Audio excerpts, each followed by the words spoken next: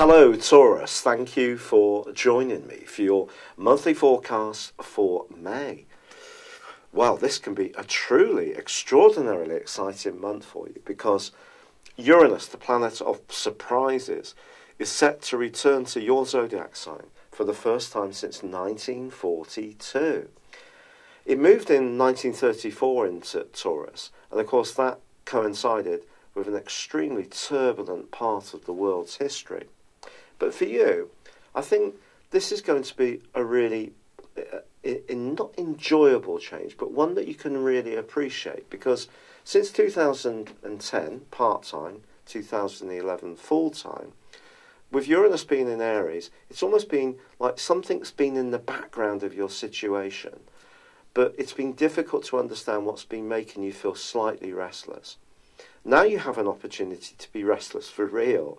I know that sounds like a strange thing, but before I have used the metaphor that it was almost like taking your shoe off because you thought you had a little bit of grit in it, shaking it, but no grit comes out. You put your shoe back on, and still there's something that's not quite leaving you feeling very settled.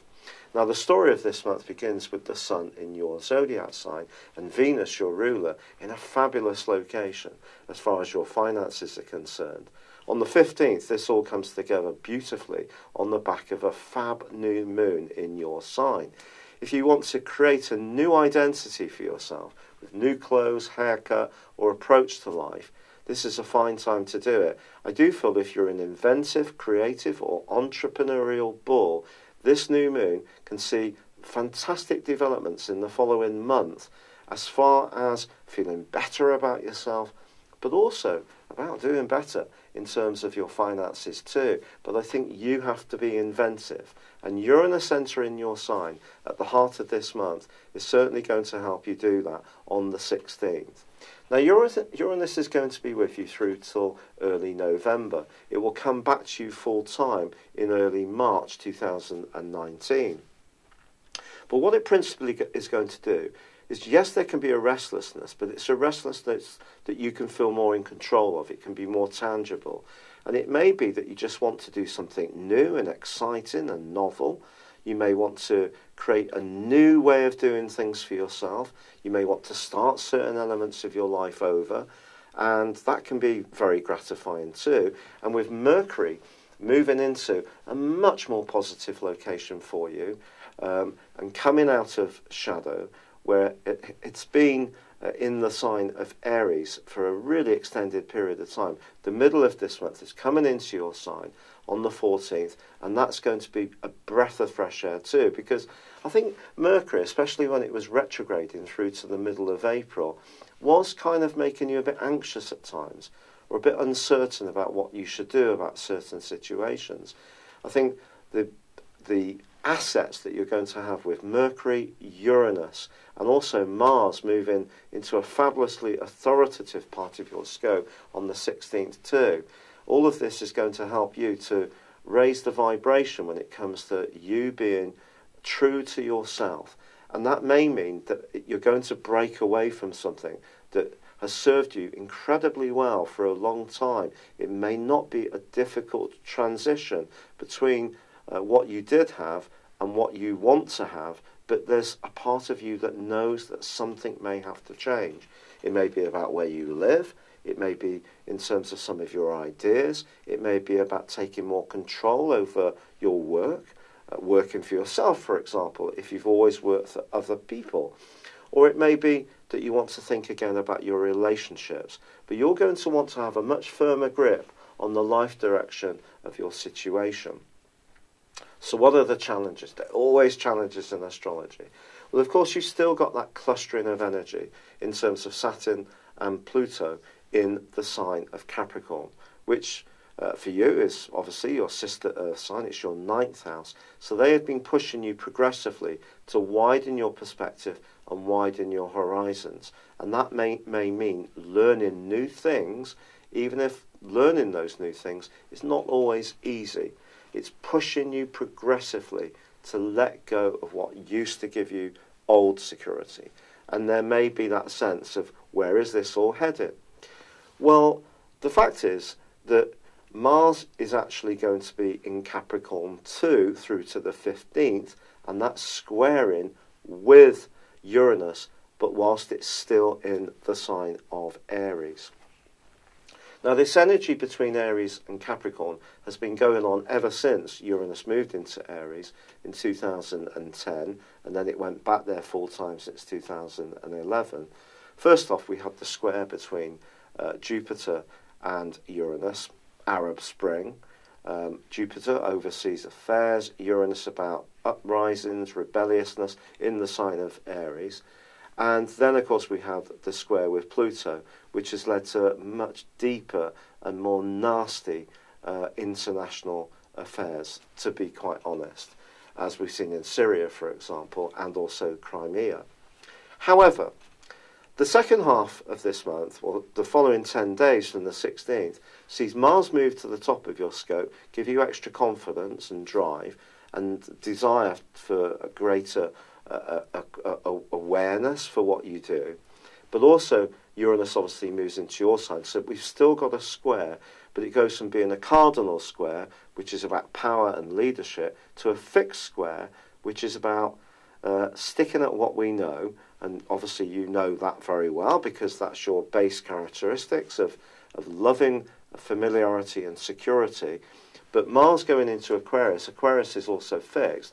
The sign has a reputation for being radical, which is not always justified. There's a duality to Aquarius energy, and of course its traditional ruler was Saturn, and Saturn also rules Capricorn.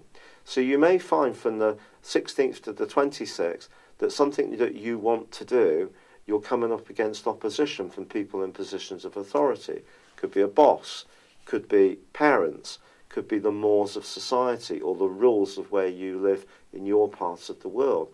Because, let's be honest about it, some of the things I can do in the UK, I couldn't possibly do in some states of America.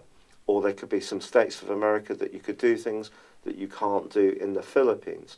And the way these will be viewed will be very much based on local rules and regulations, not necessarily natural justice, or what we might think as an international community when we connect over things like YouTube and Facebook. So some of those things may come up for you, but also maybe it's a challenge to you. Do you really go for that goal, that ambition, and let go of something that has provided that safe haven?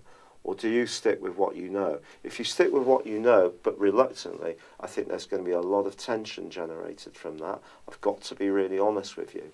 If you go with it, if you evolve, it could be a very exciting journey. It may be a bit scary at times, but it's all helping you to become a more authentic you. And that's what Uranus is going to help you to achieve. Yes, there's going to be things around, if we think about Taurus, Taurus is very much about mining, it's about resources, it's about natural resources if you think about it. So there could be some controversies with Uranus around those, or perhaps there's going to be some exciting developments because Uranus can be about innovation. But of course the great thing about your sign is you want to see tangible evidence. And I think once Venus moves on the 20th, and it does move out of a brilliant location for you, it really does, and it can enrich you in the first 3 weeks of this month in some ways, certainly give you a greater appreciation of the good things in life. And let's be honest about it, you've got a pretty good appreciation anyway, but that will be heightened in the first 3 weeks. But then it moves into an area which is much more about conversation, how you articulate your ideas. It's more sociable. But the Sun replaces Venus in the sign of Gemini, and for you it's back to those resources again. Now those resources are challenged on the back of the full moon, which occurs on the 29th, because that's going to be forging a really obtuse and difficult angle to Saturn. So something that is important to you in terms of building up your resources, building up the platform that you can start to work from, the new platform, the new regenerated, fresher, freer platform that Uranus is pushing you towards. Well, that is still going to be challenged by Saturn, which is saying, well, that's all very well, but what's the facts and figures here? What's the reality of this? And that may be something you need to work with. But then Mercury moves on the 30th into your sector of resources too. So I think there can be innovation from you this month. I think there can be change. There can be change that you drive. There can be change that events seem to, in one way or another, conspire to put your way. There may be challenges in terms of authoritative people. It may be you need to challenge yourself. But the one thing this month is not going to lack, Taurus. It's not going to be dull. And even if you are someone who really, really loves your familiarity, it doesn't matter what it is that changes in your life. If vast swathes of your situation are great, keep them.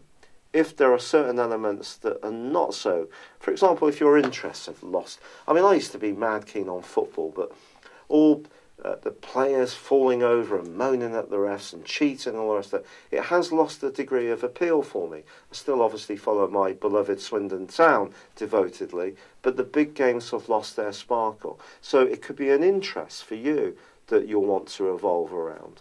It could be that you'll want to get some kind of educational qualification with all that energy in the ninth house.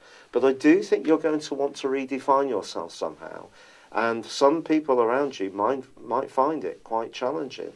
If you're wanting to break away, be a freer spirit, it could be the most exciting time of your whole existence. But if you've got lots of good things, well, maybe just some things need to change. But for some Taurans, I think this could be quite a radical time. It's been a real pleasure being with you. I'd love it if you would like or comment on this video, or if you've yet to do so, subscribe to my channel. But for now, good luck. It's going to be really interesting with Uranus. And for now, goodbye. Hello, thank you so much for watching my video. I'd love you to join me at my Horoscope Ace app. You can find this at www.horoscope-ace.com. You can use it through Android, iOS, Apple or Facebook. Check out your ascendant or your moon sign or download your free birth chart. There's all your favourite videos, plus there are daily, weekly, monthly and yearly horoscopes for general, love, Chinese and Indian astrology. If your passion is tarot, there's my brilliant 3-card money or love tarot readings too. And it's all there at www.horoscope-ace.com. Thank you.